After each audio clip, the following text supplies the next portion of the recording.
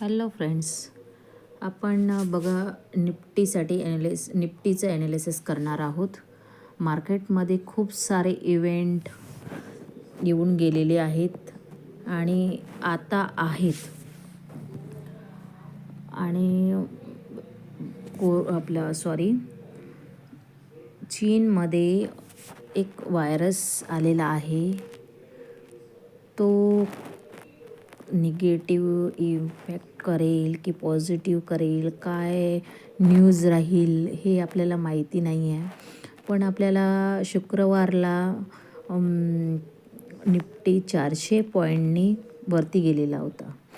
तर बघा, सपोज जर आपला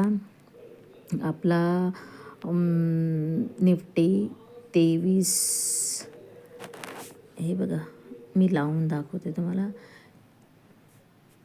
1 मिनिट, 23,940,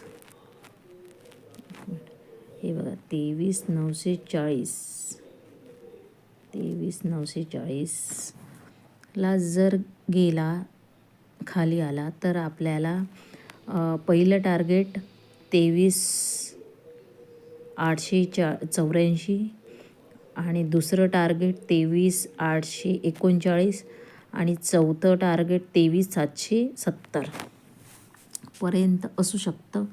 आणि जर 24,202ला जर गेलं, 24,202ला गेलं आणि होल्ड जर राहिलं, 1 मिनिट,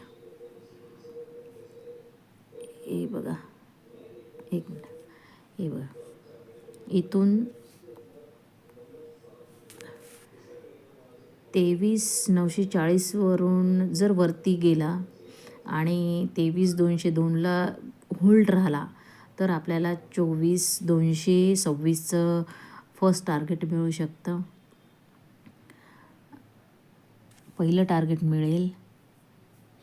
आणि जर हा 24,202 आणि 24,940, तर हे साईडवेज राहील. याच्यामध्ये आपल्याला काहीच करायचं नाही आहे. आणि मार्केटचं बिहेवियर कसं राहील ते आपल्याला बघायचं आहे. आणि आपण बँक निफ्टीचं बघूया.